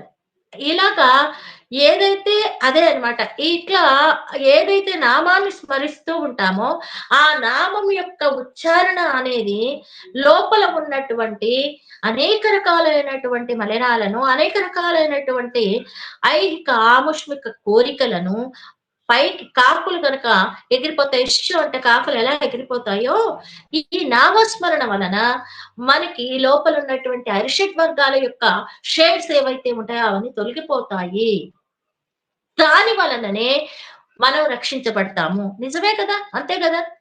పాము ఎళ్ళిపోతుంది. దాని దారిన అది పోతే ఏమైంది? నువ్వు తొక్కావనుకో అది కరుస్తుంది. నీకెందుకు అంటే నీ జాతి కాదది. నీకు భయం వల్లనో, ద్వేషం వల్లనో, చికాకు వల్లనో దాన్ని ఒక తొక్కు తొక్కితే అది లేచి కరుస్తుంది. ఇదే. లేచి కరుస్తుందంటే నాకు జీవితంలో జరిగిన ఒక చిన్న సంఘటన చెప్తాను. బాగా అనుభవం చెప్పాలి గదా మరి. నేనిక్కడి నుంచి ఒక 100 కిలోమీటర్లు రాను పోను మా దగ్గర నుంచి కాలేజ్‌కి వెళ్తాననమాట నేను పనిచేసేటప్పుడు. అలా వెళ్తూ ఉండగా ఒకసారి 11:30, 12 ఆ టైంలో గురువారం నాడు పూజ చేసుకొని వెళ్ళాను. వస్తూ ఉండగా బండి మీదొస్తున్నాం. నేను మా వారు బండి మీదొస్తున్నాం. ఏదో అవసరానికి ఇంటికొచ్చేయమంటే వస్తున్నా నేను. వస్తూ ఉంటే అంటే గురువుని తండ్రిగా భావిస్తే, భగవంతుడిని గురువుగా భావిస్తే ఎలాంటి అనుభవాలు జరుగుతాయనేది చెప్తున్నాను. ఇలాగా బండి మీదొస్తూ ఉన్నాము. నల్లగా ఉంది. తార్ రోడ్డు 11:30, 12 అయిపోతుంది. మార్చి నెలాఖరు ఏప్రిల్ దాదాపు మొదటి వారం ఎండ. పెద్ద పాము. ఒక వాటర్ పైప్ అంత లావుంది. నల్లగా ఉంది. రోడ్డులో కలిసిపోయింది. కనపడలేదు. దగ్గరగా వచ్చిందా కనపడలా. దగ్గరగా వచ్చి ఒక సడెన్ బ్రేక్ ఎయగానే ఆ సౌండ్‌కి అది రయ్యిమని ఇట్లా వచ్చి కాలు నా పాదం దగ్గరికొచ్చి పడగిప్పేసింది. అసలు ఆ పడగ విప్పినప్పుడు వెంటనే ఈయన ఆ భయంతో మరసలు ఆగిపోవటమో ఏదో చేయాలి. కానీ రయ్యిమని పక్కకి తీసుకొని వెళ్ళిపోయారు. ఆ వెంట్రుక వాసులో దాని పడగ నుంచి కాటు తప్పింది. ఇంటికొచ్చాక అసలింకా ఆ వణుకు కూడా తగ్గలేదు. గబగబా స్నానం చేసేసి అద్దం ముందు నిలబడి బొట్టు పెట్టుకుంటుంటే బాబా వచ్చి పక్కనే నిలబడి, "అదేంటో తెలుసా? దుష్టం. చెప్పిన మాట వినరు మీరు. నేను రాకపోతే నువ్వేమైపోయేదానివి? నేనే బండి నడిపాను" అని చెప్పారు బాబా. ఏమైంది? అసలేమి అర్థం కాలే నాకు. తలకి నూనె పెట్టుకొని వెళ్ళాలి కదా! తలంటు పోసుకున్నప్పుడు, అడవిలో వెళ్ళేటప్పుడు అలాంటి మాటలు ఎవరు చెప్తారమ్మా? తండ్రి చెప్పడా? తల్లి చెప్పదా? మాతాపిత గురు దైవం అని మనం పాడుతున్నాం గదా! దానికి భిన్నంగా ఆయన ఎలా ఉంటాడు? చెప్తాడు గదా! అందుకని అలాంటి అనుభవాలు, అలాంటి అనుభూతులు పొందాలి అంటే లోపల నుంచి వచ్చేటటువంటి ఒక ఆర్తితో నువ్వు గురువుని పూజించు, లేదా నువ్వు ఆయనే దేవుడని పూజించు, ఆయన తండ్రిని భావించు, తల్లని భావించు, ఎవ్వరని భావించినా నువ్వు ఏ రూపముగా కొలిస్తే ఆ రూపముగా, ఏ నామముగా తలిస్తే ఆ నామముగా వచ్చి నిన్ను కాపాడకపోతే అప్పుడు అంటుంది. ఖచ్చితంగా కాపాడతాడు. అదే ఏ కష్టమైనా కానివ్వండి. నాకు పామయితే ఇంకొకళ్ళకి ఇంకొకటి. అలాంటి అద్భుతమైనటువంటి విషయం ఉంటుంది. మనకి ఆ గురువు యొక్క స్పర్శ తగిలినప్పుడు అలాంటిదుంటుంది. ఇంకపోతే పాదసేవనం. పాదసేవనానికి ఉదాహరణ లక్ష్మీదేవి. నిరంతరం పాదసేవ చేస్తూ ఉంటుంది. ఎందుకు చేస్తుంది?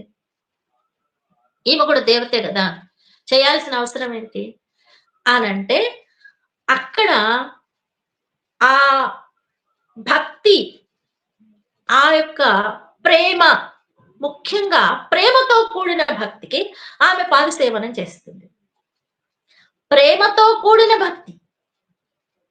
భక్తి అంటే భయంతో కూడిన భక్తి కాదు, ప్రేమతో కూడిన భక్తి ఉన్నప్పుడు పాదసేవ చేస్తే, ఆ పరమాత్మకి పాదసేవ చేస్తే, పాదాలను వెంకటేశ్వర స్వామి పాదాలని పెట్టుకుంటారు కదా, పూజలో పెట్టుకుంటారు.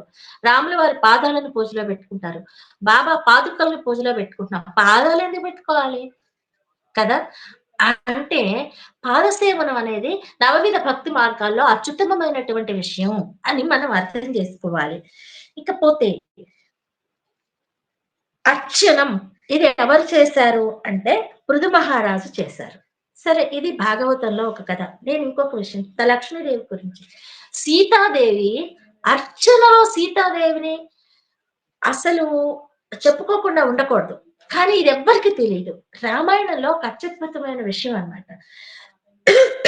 ఈమె వాల్మీకి ఆశ్రమంలో ఉన్నప్పుడు ఈ లవకుశులు తండ్రి గురించి తెలుసుకుంటారు. అంటే వాళ్ళకి అర్థం అవుతుంది అనమాట, తండ్రి ఈమెను ఏదో బాధ పెడుతున్నారు అని. అలాంటి సందర్భంలో వాళ్ళు యుద్ధానికి వెళ్తారు. ఆ పిల్లల గురించి ఈమె బాధపడుతూ ఉంటుంది. బాధపడుతూ ఉన్నప్పుడు వాల్మీకి మహర్షి ఈయన గ్రహిస్తారనమాట. అమ్మా, నువ్వు ఇంత బాధపడుతున్నావు, నాకు అర్థమవుతోంది, నువ్వు చక్కగా అర్చన చెయ్యి అంటారు. అంటే సహస్ర కమలాలతో లలితాదేవిని అర్చన చేయటానికి ఆవిడ నిర్ణయించుకుంటే ఆ కమలాలని ఆంజనేయ స్వామి అందిస్తారు ఆమెకి. అర్చన ఎలా చేసింది? ఆ పిల్లలకి వాళ్ళ తండ్రి యొక్క జ్ఞానం కలగాలి అని చేసింది ఆమె. చటక్కున తండ్రి యొక్క అద్భుతాన్ని పట్టుకున్నారు వాళ్ళు. అసలు ఎంత అద్భుతమైన విషయం! అర్చన వలన అద్భుతం జరిగింది ఇక్కడ. అర్చన ఆమె ఎందుకు? ఆమె ఆదిపరాశక్తి కదా, మరి ఈమె ఎందుకు అర్చన చేయాలి? ఈమె ఆదిలక్ష్మి కదా, ఆదిలక్ష్మి అవతారం కదా సీతాదేవి. మరి ఆమె ఎందుకు లలితాదేవికి అర్చన చేయాల్సి వచ్చింది సహస్ర కమలాలతో? అంటే భూమి మీదికి వచ్చేటప్పుడు నువ్వు ఏ ఆకృతితో వచ్చావో, ఏ ధర్మంతో వచ్చావో ఆ ధర్మాన్ని నువ్వు పాటించాలని చెప్పేది అర్చన కార్యక్రమం. ఇష్టం వచ్చినట్టుగా చేయటం అనేది కాదు. అర్చన అంటే ఈ మధ్య చాలా మందికి కొంత ఫ్యాషన్ అయిపోయింది అనమాట. విగ్రహాలు అక్కర్లేదు, పూజలు అక్కర్లేదు, కళ్ళు మూసుకొని కూర్చోండి, ధ్యానం చేయండి, తపస్సు చేయండి, తపించండి. ఏ చేసినా మనకి భూమి మీదకి మనం వచ్చిన తర్వాత ఏ కార్యక్రమం అయితే అది లఘువుగా ఉన్నా చేయాలి. నీకు రాలేదు, మనస్ఫూర్తిగా 2 నిమిషాలు ఒక దీపం పెట్టు, ఒక బాబా ఫోటో దగ్గర ఒక దీపం పెట్టు, ఒక పువ్వు పెట్టు, లేకపోతే నువ్వు నమ్మిన కృష్ణుడి దగ్గర పెట్టు, నువ్వు నమ్మిన రాముడి దగ్గర పెట్టు, ఏదైనా సరే, వాట్ ఎవర్ ఇట్ ఈస్. విగ్రహం నిగ్రహం కోసం, రూపం పాపం నాశనం కోసం. దర్శన స్పర్శన సంభాషణాలలో ఒక విశేషం ఉంది. దర్శనం పాపనాశనం, స్పర్శనం కర్మనాశనం, సంభాషణం సంకటనాశనం. రూపం చూసినప్పుడు ఎంత గొప్పగా చెప్పింది హైందవం. కాబట్టి ఖచ్చితంగా విగ్రహం అనేది ఉండాలి. నిగ్రహం కోసం ఆ విగ్రహాన్ని చూసినప్పుడైనా మనకు అనిపిస్తుంది, ఆహా, దేవుడు మన ఇంట్లో ఉన్నాడు, మనతో ఉన్నాడు. మనం we have to take care. జాగ్రత్తగా ఒళ్ళు దగ్గర పెట్టుకుని మనం ప్రవర్తించాలి, ఒళ్ళు దగ్గర పెట్టుకుని మనం మాట్లాడాలి. దేవుడు వింటాడు, దేవుడు చూస్తాడు అన్న భావన ఉంటుంది. అది లేదు కాబట్టే చాలా ఇతర మతస్థులు దరిద్రంగా దారుణంగా మన మీద ఎంత ఎన్ని జరుగుతున్నాయో ప్రపంచంలో తెలుసు కదమ్మా. ఇంకా మనం చెప్పేది ఏముంది? ఎన్ని దారుణాలు జరుగుతున్నాయి, ఎన్ని హత్యలు జరుగుతున్నాయి, ఎన్ని మత మార్పిడులు జరుగుతున్నాయి. సరే, ఇదంతా ప్రాపంచికం. కాబట్టి అలాంటి భక్తి, అలాంటి భయము పరమాత్మ పట్ల ఉండాలి మనకి అని తెలియజేసేదే విగ్రహారాధన. అది మనం తప్పకుండా మనకి ఉండాల్సిందే, అది చేయవలసిందే అని మన పురాణాలన్నీ చెప్తున్నాయి. ఇంకా వందనం, వందనం అంటే నమస్కరించటం, మనస్ఫూర్తిగా నమస్కరించటం. దండం దశగుణం భవేత్ అని ఒక మాట. ఏంటంటే దండం అంటే కొట్టడం అని ఒక మాట, దండం అంటే నమస్కారం అని ఒక మాట. ఇక్కడ దశగుణం భవేత్ అంటే ఏంటి? అది ఆ 10 గుణాలు పుట్టినవి అవన్నీ కూడా వెళ్ళిపోతాయని. దశగుణాలు అంటే చూడండి మనకి 3 ఉంటాయి. ఆ 3 గుణాలు త్రిగుణాలు ఉన్నాయి కదా! మనస్సేకం, వచస్సేకం, కర్మణ్యేకం. మనస, వచస, కర్మణ. ఈ 3 ఏకం చేస్తూ మన కర్మలు ఏవైతే ఉన్నాయో ఆ కర్మలన్నిటిని కూడా ఇవి సరిచేస్తాయి. అంటే ఆలోచనలని సరిచేస్తాయి. చక్కటి స్థితిని కలుగజేస్తాయి అని. కనుక ఈ 10 వేళ్ళు జతకూడి శిరస్సు వంచి చక్కగా నుదుటికి తాకిచ్చుకుని నమస్కారం చేయాలి. ఈ నమస్కారం చేయటం వల్ల అక్రూరుడు నమస్కారం చేసిన విధానానికి శ్రీకృష్ణ పరమాత్మ ఎంతో మురిసిపోయాడు. ఎంతో అనుగ్రహించాడు ఆయనని. అలాగే రాముడికి విభీషణుడు గాని, సుగ్రీవుడు గాని చేసినటువంటి నమస్కారానికి ఆయన చాలా మామూలు మన భాషలో చెప్పాలంటే ఫిదా అయిపోయారు. ఆయన్ని కాపాడారు మరి కట్టబెట్టారు కదా సామ్రాజ్యాన్ని రావణాసురుడి నుంచి ఆయన. అందుకని ఏంటి అనంటే ఆ ఏదైనా సరే మనస్ఫూర్తిగా చేయాలి. ఏదైనా సరే మనం పర్ఫెక్ట్ గా చేయాలి అని అర్థం అన్నమాట. ఈ వందనానికి ఇది. అయితే దాస్యం. ఇహ దాస్యం అంటే మనకు తెలిసిందే. ఆంజనేయ స్వామి చెప్తాడు. రామ కార్యం కోసమే నేను జన్మించాను. రాముడి కన్నా ముందు పుట్టాడాయన. ఎందుకంటే రామో విగ్రహవాన్ ధర్మః అంటే మూర్తీభవించిన ధర్మమే రాముడైతే ఆ ధర్మాన్ని రక్షించటం కోసం పుట్టాడు ఆంజనేయ స్వామి. అందుకే రాముల వారు వెళ్ళిపోయినా గానీ ఇంకా ఇక్కడే ఉన్నాడు. మళ్ళీ ఎవరు పుడతారు నేను రక్షించాలా. కాబట్టి అది అద్భుతమైన ఆంజనేయ స్వామి చరిత్రలో తెలిసేటటువంటి విషయం. దాస్యం అంటే ఏదో దాసత్వం చేయటం, దాస్యం చేయటం కాదు. ఎవరికి పడితే వాళ్ళకి దాస్యం మనం చేయలేం. అవునా? సో, అందుకనే ఈ దాస్యం అనేటటువంటిది చాలా అద్భుతమైనటువంటి విషయం. నవవిధ భక్తి మార్గాలలో ఇదొకటి. బాబాకి మనం సేవ చేస్తే దాస్యం చేసినట్టు కాదు. దాస్యం వేరే ఉంది. దాని స్థాయికి వెళ్ళగలిగినటువంటి ఈ జ్ఞానాన్ని సంపాదిస్తే దాస్యమే చేస్తావు నువ్వు. అంతకంటే వేరే ఏం చెయ్యవు. ఆయన నీకు జ్ఞానం అందించినటువంటి జ్ఞానానికి నువ్వు ఆయన తత్వాన్ని అర్థం చేసుకుని జీవిస్తే ఆయనకి నువ్వు దాస్యం చేస్తావు. ఇప్పుడు చేసేది ఎవ్వరు దాస్యం చేయట్లేదు. కేవలం సేవ చేస్తున్నాం అంటున్నారు. ఎవరు ఆ స్థాయికి వెళ్ళాలన్నా ఆయన యొక్క తత్వాన్ని అర్థం చేసుకోవాలంటే ఒక్క అల్టిమేట్ గోల్ పెట్టుకోండి. 108 సార్లు జీవితంలో ఎన్ని నెలల్లో చేస్తామో అన్ని నెలలు 108 సార్లు గ్రంథ పారాయణం చేయండి, సచరిత్ర పారాయణం చేయండి. అందులో తేడా లేదు. చేస్తే తప్పనిసరిగా మీకు తత్వం అర్థమవుతుంది. మీరు వందనం నుంచి, అర్చన నుంచి, మరి హారతి నుంచి, ఇంకొక దాని నుంచి దాస్యానికి వెళ్తారు. ఆయనలో కనపడినటువంటి ఆ యొక్క భగవత్ స్వరూపానికి మీరు దాస్యం చేస్తారు. అది సంగతి. తర్వాత సఖ్యం. సఖ్యం అంటే తెలుసు మనకి. కృష్ణుడు, అర్జునుడు స్నేహితులుగా ఉన్నారు. కృష్ణుడితో అర్జునుడు సఖ్యంగా ఉండటం వలన ఆయనకి పరిపూర్ణ భగవద్గీతని ఉపదేశించేటటువంటి ఒక అద్భుతమైనటువంటి విషయం ఆయన జీవితంలో జరిగింది. కనుక సఖ్యము అంటే భగవంతుడితో స్నేహం చేయటమే, ఏం లేదు. Is my friend. నేను ఎవరన్నా అడిగితే నేను అదే చెప్తా. Krishna is my boy friend, Rama is my best friend. అలా చెప్తూ ఉంటే అందరూ నవ్వేవాళ్ళు అనమాట. మా ఫ్రెండ్స్ అందరూ డిగ్రీ చదివేటప్పుడు. అంటే అదేంటి బాబు అంటే, అవును నేను ఈ ఫ్రెండ్షిప్ చేస్తాను. కాబట్టి ఏంటంటే సఖ్యం అనేది, సఖ్యత అంటే ఏంటి? స్నేహము, మైత్రి. ఇంకొక అద్భుతమైన క్యారెక్టర్ ఉంది సఖ్యానికి చెప్పుకోదలుచుకుంటే. కుచేలుడు, సుధాముడు. ఆ స్నేహం అద్భుతమైనటువంటి స్నేహం. అయితే ఇక్కడ అద్భుతమైనటువంటి స్నేహితుడు కుచేలుడు కాదు. కృష్ణుడు అద్భుతమైన స్నేహితుడు. ఎలాగా అంటే ఈయనేంటి చిన్నప్పుడు ఏదో కళ్ళు మూసుకుని ఇలాగా కూర్చుంటే ఈయనకి పెట్టినటువంటివన్నీ తింటూ ఉంటే ఏం తిన్నావు అని అడుగుతాడు. గురుమాత పెడుతుంది. సందీపుని భార్య ఇద్దరు అడవికి వెళ్తుంటే ఇంకేదో శనగలు మూట కట్టిస్తుంది. మూట కట్టిస్తే కృష్ణుడికి నిద్ర వస్తే సుధాముడు ఒళ్ళో పడుకొని నిద్రపోతూ ఉంటాడు కృష్ణుడు. నిజంగా నిద్రపోతాడా దేవుడు? పరమాత్మ నిద్రపోతాడా? పోడు కదా. పోయినట్టు నటిస్తాడు. పోతాడు. పోయేసరికి ఇంక పాపం ఆకలి ఎక్కువ సుధాముడికి. ఆ గురుపత్ని పెట్టిన శనగలు తింటూ ఉంటే, ఏం తింటున్నావు మిత్రమా అని అడిగాడు ఒక కన్ను తెరిచి. నేను తెలుసా అండి నేనేంటో. తినడానికి ఏముంది మట్టి అన్నాడు. తథాస్తు అన్నాడు. సరిపోయి ఇంకేముంది. కుచేలుడు కృషించిన చేలము కట్టుకుని జీవితం అంతా గడిపాడు. 26 మంది పిల్లలు, పళ్ళాలు కూడా లేక గుంటలు తీసి తల్లి గంజి పోస్తూ తాగారు.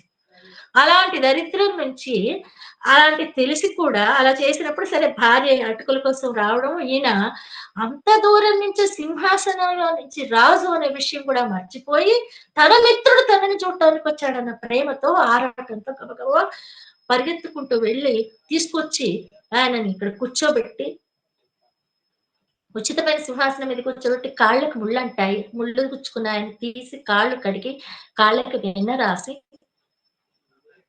ఆయనకి తన చేతులతో తను స్నానం చేయించి పట్టు వస్త్రాలు వేసి కూర్చోబెడతాడు. అది స్నేహం అంటే. ఇవాళ ఏముంది, కాస్త చిన్నప్పుడు క్లాస్మేట్స్ ఏదో చదువుకుంటారు, పైకి వెళ్ళిపోయి వాడే కలెక్టర్ అయిన తర్వాత ఎవర్రా నువ్వు అని అడుగుతాడు. పరిస్థితి అసలు అంత దాకా అక్కర్లేదు. స్నేహంగా ఉంటూనే ఒకళ్ళు ఎదిగిపోయిన తర్వాత వాడి నెత్తి మీదనే చేయబెట్టి వీడు ఎదుగుతాడు. ఎదిగిన తర్వాత పాపం వాడి దరిద్రంగా ఉన్నాడు, వీడే నా నెత్తి మీద చేయబెట్టాడని తెలుసుకోలేక, అతను నా మిత్రుడు నాకు సహాయం చేస్తాడని చెప్పి పాపం ఆర్భాటంగా వెళ్తాడు. కనీసం చూడను కూడా చూడు. అలాంటి రోజులు ఇది. కాబట్టి భగవంతుడితో సఖ్యం చేస్తే అటువంటి జ్ఞానం కలుగుతుంది. సాక్షాత్తు ఆయన సుధాముడు చేసేది తప్పే అయినా దానికి ఆ కర్మని అనుభవించాడు భగవంతుడు, తథాస్తు అన్నాడు. కాబట్టే ఎప్పుడు కూడా బ్రాహ్మణుడు అంటే బ్రహ్మ జ్ఞానానికి అర్హుడైనటువంటి వ్యక్తి ఎప్పుడు కూడా ఎలా పడితే అలా మాట్లాడకూడదు. మాట్లాడినప్పుడు తథాస్తు అని పరమాత్మ అంటే మనం అనుభవించవలసిన కర్మ ఈ విధంగా ఉంటుంది అని తెలియచెప్తుంది కృష్ణ కుచేల స్నేహము అనే ఘట్టం భాగవతంలో మనకి. కాబట్టి ఈ సఖ్య భక్తి అంటారు దీన్ని.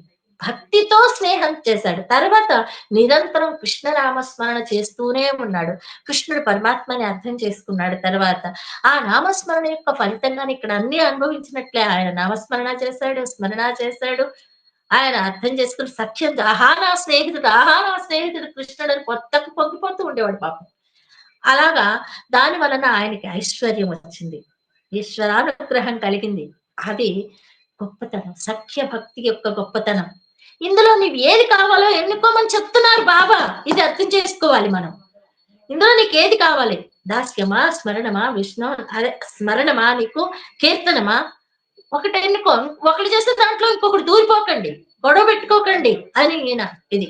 ఒకళ్ళు సేవ చేస్తారు, ఆ సేవలో అబ్బా నేను కూడా చేస్తే బాగుండే, సేవ చేస్తే ఆవిడ 10 బిల్డింగులు కట్టు నేను దూరిపోతానంటే మనకు అయ్యే పని.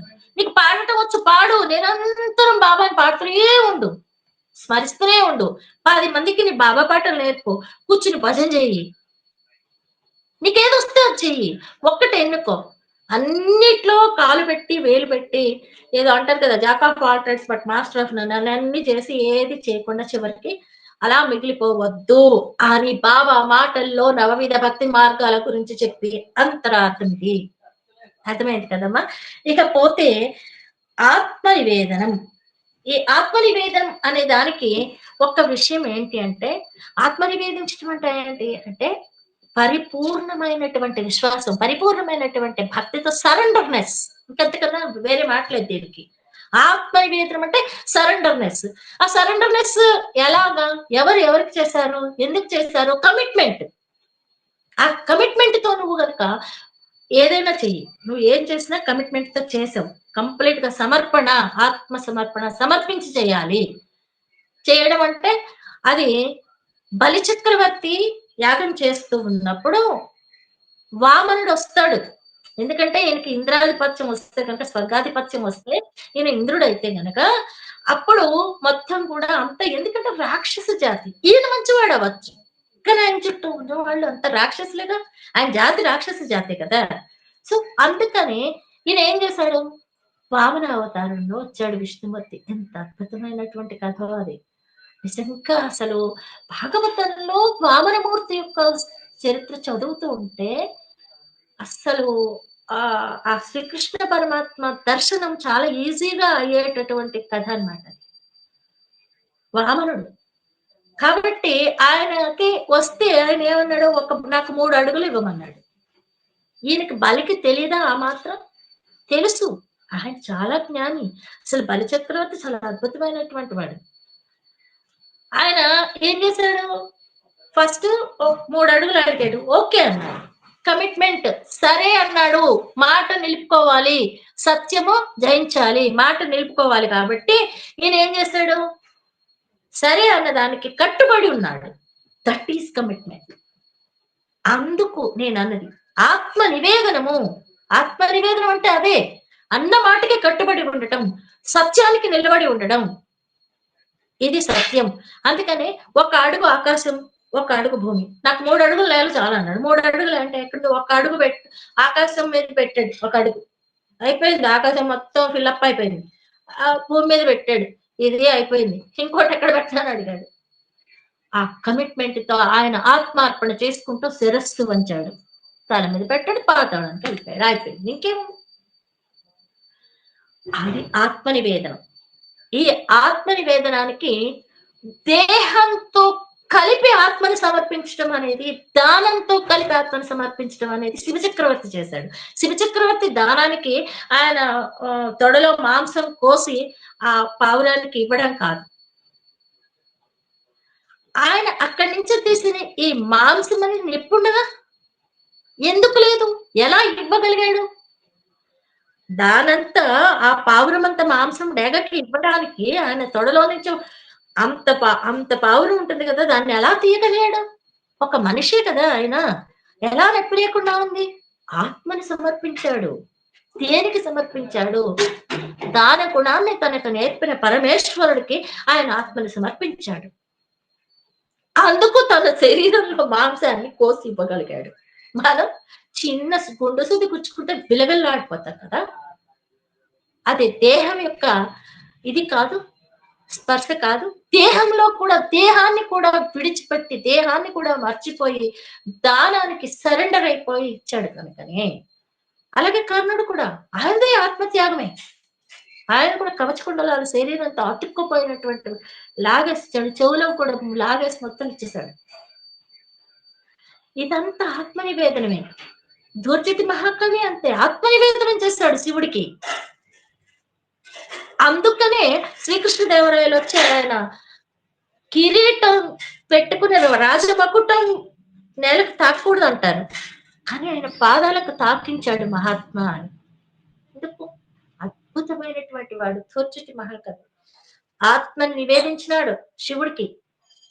ఆయన ఆయన అంటాడు, ఏదైనా సరే నేను శివుడిని ఎందులో అయినా సరే, ఆఖరికి అన్ని కూడా ఆయన ఉదాహరణలు చెప్తాడు. ఓ మోకాలిలో శివుడిని చూసిన వాళ్ళ గురించి, మేకపెంటికలో శివలింగాన్ని దర్శించారని, మొత్తం శివభక్తులు అందరినీ కూడా ఆయన ఉదాహరిస్తూ ఆ శివభక్తి యొక్క తత్వాన్ని, శివుడి యొక్క తత్వాన్ని చెప్తూ ఉంటాడు ఆయన.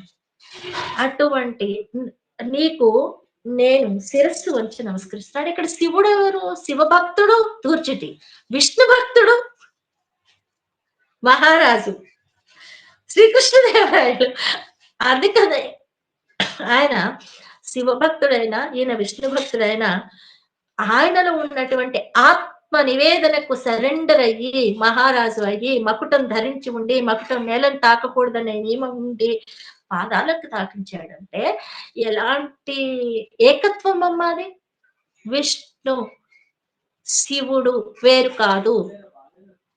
శివాయ విష్ణు రూపాయ, విష్ణువే శివ రూపాయ, అంతే కదా. కాబట్టి ఈ శివ విష్ణు తత్వం అంతా ఒకటే. వైష్ణవం లేదు, శైవం లేదు. ఇప్పుడు అన్ని పోట్లాట్లే, అన్ని ఇదే, ఒకళ్ళది ఒకళ్ళది గోళ. ప్రపంచం అంతా ఎవరు విష్ణువు, ఎవరు శివుడు, అంత మహాశక్తి కదా. అటువంటి ఆ మహాశక్తి భూమి మీదకి దిగి వచ్చి నీకు జ్ఞానాన్ని బోధిస్తుందనే విషయాన్ని అర్థం చేసుకుంటే నువ్వు అన్ని రకాలుగా సరెండర్ అవుతావు, అన్ని రకాలుగా సేవ చేస్తావు. ఇంకొక విషయం లాస్ట్ లో చెప్పేసి ముగించేస్తాను తల్లి. ఒకటి ఆయన ఏం చెప్పారంటే, గురువు దగ్గర ఆగిపోకూడదు, పరమాత్మని చేరుకోవాలి. ఎందుకు అనంటే, చూడండి, తల్లి తండ్రిని చూపిస్తుంది. పుట్టిన బిడ్డకి తల్లి స్పర్శ తెలుస్తుంది, తండ్రి తెలియదు. ఇదిగో మీ నాన్న అంటే వాడికి ఊహ వచ్చినప్పుడు నాన్న తెలుస్తాడు. ఆ తండ్రి గురువుని చూపిస్తాడు, గురువు దైవాన్ని చూపిస్తాడు. అంతవరకే ఆగిపోతారు. ఇక్కడ గురువుతో బంధం కట్ అయితేనే కానీ నీకు పరమాత్మ దగ్గరికి పోవు. బంధం ఎందుకమ్మా? అంటే బాబాని విడిచిపెట్టమని కాదు నేను చెప్పేది. పరమాత్మ యొక్క తత్వాన్ని అర్థం చేసుకుంటే గురువు చెప్పేది కూడా అదే చెప్పారు. గురువు పరమేశ్వరుడు అంతే కదా! ఆ గురువులో నువ్వు ఒక దైవ రూపాన్ని దర్శించినప్పుడు, అప్పుడు గురువే దైవం అన్నప్పుడు, గురువుని దైవంగా భావిస్తే దైవం కనిపిస్తాడు. కానీ నీకు దైవం కనిపించట్లా. గురువు దగ్గరే ఉండి నాకు ఇల్లివ్వు, నాకు వాకిలివ్వు, లేకపోతే నాకు నా పిల్లల చదువు, నా పెళ్లి, వాడి పెళ్లి, వీడి పెళ్లి ఇవే ఇక భౌతికమైనటువంటి కోరికలు పుట్టలు పుట్టలుగా పుడతాయి. కోరికలు పునరావృతాలు. అందుకనే కౌటిల్యుడు చెప్పినాడు అర్థశాస్త్రంలో, కోరికల పునరావృతాలు ఎప్పుడు మళ్ళీ పుడుతూనే ఉంటాయి, వాటికి అంతం లేదు. అందుకనే స్వామి చెప్పినారు, సీలింగ్ ఆన్ డిజైర్స్, కోరికల మీద ఇది వేసేయండి, సీలింగ్ వేసేయండి. ఎప్పుడైతే నువ్వు ఏ కోరిక లేకుండా నువ్వు గురువుని వేడతావో పరమాత్మను చూపిస్తాడు. నువ్వు అన్ని ఎప్పుడు జీవితాంతం కోరికలతోనే ఉంటే గురువు పరమాత్మను కూడా చూపించలేడు. ఓ మహల్సాపతికి, ఇంకొక లక్ష్మీబాయికి, ఇంకొక లక్ష్మీబాయి సుందరికి, ఇంకొకళ్ళకి తనలో రాముణ్ణి, కృష్ణుణ్ణి, గంగని ఇవన్నీ చూపించాడు అంటే వాళ్ళు ఏం చేశారు అనేది మనకు అర్థం కావాలి కదా. అక్కడి నుంచి వెళ్ళిపోవాలి కదా. నువ్వే పట్టుకొని నా కాళ్ళే పట్టుకొని ఎంతకని పట్టుకుంటావు? బంధం విడిపోవాలి, ఒక్కొక్క బంధం విడిపోవాలి. పరమాత్మ అని గురువు దైవాన్ని చూపిస్తే మళ్ళీ దైవం దగ్గర కూడా ఆగిపోవద్దు. దైవం కూడా బంధమే. దైవం ఏంటి బంధం? అలాగా దైవం దగ్గర కూడా ఆగిపోవద్దు. దైవం నిన్ను నీకు చూపిస్తాడు. అదే ఆత్మ సాక్షాత్కారం, అదే అల్టిమేట్, అదే అద్వైత సృష్టికర్త, అద్వైత సిద్ధాంత సృష్టికర్త అయిన ఆదిశంకరుల వారు మనకు చెప్పినటువంటి అద్వైత సిద్ధాంతం. అక్కడ దాకా వెళ్ళిపోమని చెప్పారు బాబా. నా దగ్గర ఉండమని ఆయన ఏం చెప్పలా. అదే అర్థం చేసుకోవాలి. నువ్వు సేవ ద్వారా వెళ్తావా, లేకపోతే నామస్మరణ ద్వారా వెళ్తావా, లేకపోతే ఇంకొక ద్వారా వెళ్తావా, ఇంకో ద్వారా వెళ్తావా, బోర్డు ద్వారా. అందుకే నవవిధ భక్తి మార్గాలను చెప్పారు. ఊరికే చెప్పలా, సరదాగా చెప్పలా ఆయన. గురుపుల ఉదాహరణ చెప్పి కదమ్మా. కాబట్టి ఎవరికి ఏది కావాలో అది ఇచ్చేటటువంటి జ్ఞానము అది మనలో ఉండాలి. ఆ ప్యూరిటీ మనలో ఉండాలి. ఒక్క చిన్న విషయం చెప్పేసి ముగిస్తాను. సత్యసాయి బాబా గారు ఇలా తిరుగుతూ ఉన్నప్పుడు అన్ని బురుగుల రామకృష్ణారావు గారిని వాళ్ళని వీళ్ళని తీసుకొని ఆంధ్రదేశం అంతా పర్యటిస్తున్నప్పుడు ఒక చోటకి ఒక మీటింగ్ వెళ్తారు. అక్కడ కూర్చొని ఆయన సత్సంగం చెప్పారు. అక్కడ ఉన్న భక్తులందరూ బాబా దగ్గరికి వచ్చి, స్వామి నాకు ఇది కావాలి, స్వామి నాకు అది కావాలి, అందరికీ అన్ని ఇచ్చేస్తారు. ఒక 8 ఏళ్ల పిల్లాడు మాత్రం మూల కూర్చున్నాడు. కూర్చొని చూస్తూ ఉంటే ఆయన స్వామి పిలిచారు, బంగారు నీకేం కావాలి? అందరూ అన్ని అడిగారు కదా, అందరికి అన్నీ ఇచ్చాను కదా, నువ్వు మాత్రం ఇక్కడ ఇంకా మిగిలిపోయావు ఎందుకు అని అంటే, ఆ 8 ఏళ్ల కుర్రాడిని అంటాడు, నాకేమి వద్దు స్వామి అని. కాదు నాయన, మిఠాయిలో బిస్కెట్లు అందరికి అన్ని ఇచ్చి నీకేమి ఇవ్వకుండా వెళ్తే నాకు చాలా బాధగా ఉంటుంది బంగారు, కాబట్టి నీకు ఏ కావాలో కోరుకో అన్నారు. అప్పుడు ఆ అబ్బాయి ఏమంటాడంటే, స్వామి బట్టలు అడిగితే ఇస్తారు, స్వీట్లు అడిగితే ఇస్తారు, లేకపోతే ఇంకోటి అడిగితే ఇచ్చి మీరు వెళ్ళిపోతారు కదా ఇక్కడి నుంచి. కానీ మీరే మా ఇంటికి వచ్చారనుకోండి ఎంత బాగుంటుందని. నన్నేం చేసుకుంటావురా, నువ్వు నాకు అన్నం పెట్టాలి, నువ్వు నాకు సేవలు చేయాలి, ఇవన్నీ చేయాలంటే, కాదు స్వామి నువ్వు మా ఇంట్లో ఉన్నావు అనుకో, ఎప్పుడు ఏది అడిగితే అది ఇచ్చేస్తావుగా, మళ్ళీ నేను ప్రత్యేకంగా నేను పిలవక్కర్లేదు కదా, నువ్వే మా ఇంట్లో అనుకో అంటే, భగవంతుడు ఇచ్చేది కోరుకోవద్దు, భగవంతుడినే కోరుకోవాలి అని దాని యొక్క అంతరార్థం. కనుక ఆ భగవంతుణ్ణే కోరుకుంటూ భగవంతుడి యొక్క సాన్నిధ్యాన్ని పొందడానికి ఈ నా చేత ఆ సద్గురువు చెప్పించిన 4 మాటలలో మీకు ఏమైనా ఉపయోగపడితే నా జన్మ ధన్యము అని నేను భావిస్తున్నాను. కనుక సద్గురు యొక్క చరిత్ర పారాయణం, సద్గురు యొక్క నామస్మరణం, సద్గురు యొక్క కీర్తనం, సద్గురు యొక్క సేవ, దాస్యం అన్నీ కూడా ఆ పరమాత్మ దగ్గరికి తీసుకుని వెళ్ళాలని ఆశిస్తూ, ఆకాంక్షిస్తూ, అందరూ కూడా సంతోషంగా ఉండాలని కోరుతూ, బాబా అనుగ్రహం మీకు పుష్కలంగా దొరకాలని కోరుకుంటూ, అందరికీ సాయిరాం.